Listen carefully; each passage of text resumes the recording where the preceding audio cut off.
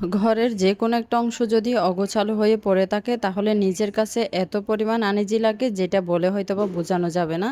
বেশ কিছুদিন আগে আমার ছেলের বার্থডে গিয়েছিল, তাই জন্য এই বড় বড় যে পাতিলগুলো দেখতে পাচ্ছ এগুলো বের করে কয়েকজন মানুষকে মানে খাওয়ানো হয়েছিল।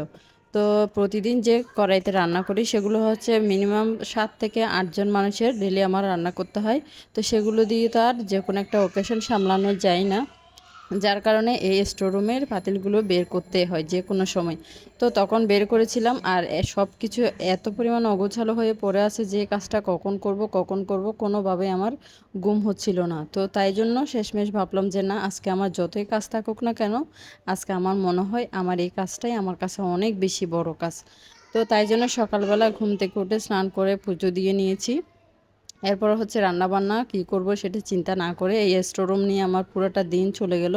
তো তাই জন্য সিম্পলভাবে কোনো একটা কিছু রান্না করে খেয়ে ফেলবো এই চিন্তা ভাবনা করেই মূলত আমি এই কাজটা ধরেছি। যে কোনো একটা কাজ ধরতে গেলে মনের মতো করতে না পারলে নিজে থেকেও একটু ভালো লাগে না।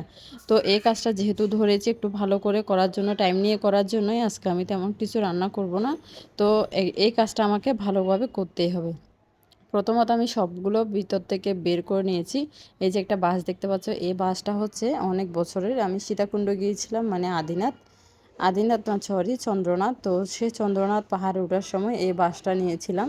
তো এটা স্মৃতিস্বরূপ রেখে দিয়েছি, যদিও এটা ঘুনে খেয়ে একদম শেষ হয়ে গেছে। তারপরেও ভাবলাম যে না, ফেলে দিলে তো চলেই যাবে না, যে কোনো একটা কিছু স্মৃতিভাবে রেখে দিলে থেকেই যায়। তো ওই জন্য আমি বাসটা মূলত রেখে দিয়েছিলাম, আর যতবার এই বাসটা চোখের সামনে পড়ে ঠিক ততবার ওই মুহূর্তটা মনে পড়ে।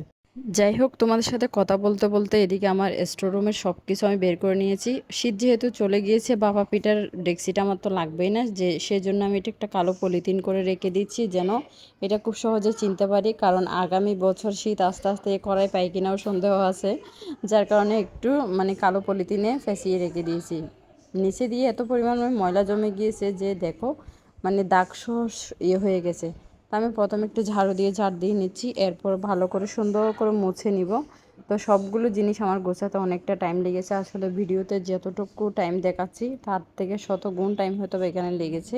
জিনিসটা মানে স্টোর রুমটা ছোটো হওয়াতে আমার জিনিসের পরিমাণ একটু বেশি, যার কারণে অতটা গুছিয়ে রাখতে পারিনি, তারপরে রাখতে পারছি মনের মতো করে, এটাই হচ্ছে শান্তি।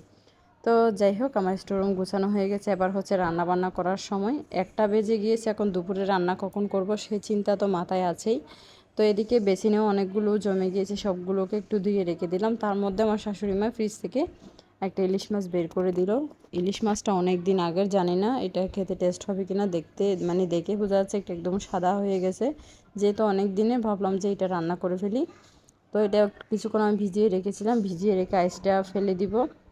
মাছটা আসলে একটু সাদা হয়ে গেছে, তেমন একটা খেতেও ভালো লাগেনি। তো আমি মাছটাকে আইস ফেলে দিয়ে কেটে নিব। আমার তো মাছ কাটাতে একদম ইয়ে নাই, মানে বড় মাছ তো আমি কাটতেই পারি না, শাশুড়ি মাকে দিয়ে কাটাই নিব। আমি আইস ফেলে এদিকের আশেপাশে সবগুলো কেটে দিয়ে শাশুড়ি মাকে ডাকতে গিয়েছিলাম, ডেকে ফিস করে নিব। আর ওইদিকে একটু মসুরের ডাল বসিয়ে দিয়েছি, এগুলো করতে করতে ডালটা আমার ফুটে আসবে। তো এই যে বললাম, আমার মাছ কাটতে মানে বিশেষ করে বড় মাছ কাটতে আমি ফিস করতে আমার একদম ভালো লাগে না, বাঁকা হয়ে যায়, টেরা হয়ে যায়, ওইটা হয়ে যায়, ওইটা হয়ে যায়। যার কারণে নিজের চোখে সৌন্দর্য না লাগলে অন্যের চোখে কে কী ভাববে, কে কী বলবে, এই কারণে আমি আসলে রান্না করতে যাই না। তো যাই হোক, মাথাটা আর হচ্ছে লেজটা দিয়ে আমি একটু কচু শাক রান্না করে নিচ্ছি। মাছ রান্নাটা টেস্ট না হলেও কচু শাকের রান্নাটা এত পরিমাণ টেস্ট হয়েছে জানি না, পরিমাণে হয়তো বা কম ছিল কি না, এই কারণে টেস্ট হয়েছে কি না সেটাও আমি জানি না। তো যাই হোক, কচু শাকটাও রান্না করে নিয়েছি। এদিকে একটু কালো জিরা, পেঁয়াজ, রসুন ফোড়নে দিয়ে আমি মাছটাকে রান্না করে নেব। যেহেতু সরিষা বাটা দিয়ে রান্না করব, সরিষাটা তেমন একটা ছিল না, পোস্তটা দিয়ে দিয়েছি, যার কারণে আমি সামান্য সব মশলা থেকে সামান্য সামান্য করে দিয়ে মশলাকে ভালো করে কষিয়ে নিয়েছি। ওইদিকে মাছের পিসগুলো আমি একটু হলুদ আর লবণ দিয়ে মেখে রেখেছিলাম, যেহেতু কালারটা সুন্দর আসার জন্য। সাদা সাদা থাকলে কেমন একটা ভালো লাগে না, যেহেতু সরিষা রান্না করব। তো আমার এদিকে রান্নাটা কমপ্লিট হয়ে আসছে প্রায়, এখন সরিষা বাটাটা দিয়ে একটু ফুটে আসলেই আমি ধনিয়া পাতা দিয়ে জাস্ট মাছটাকে নামিয়ে নেব। বললাম না, মাছের কালারটা রান্নাটা খুবই সুন্দর হয়েছে, খুবই যত্ন করে রান্না করেছি, কিন্তু তেমন একটা আমার কাছে টেস্ট লাগেনি। তো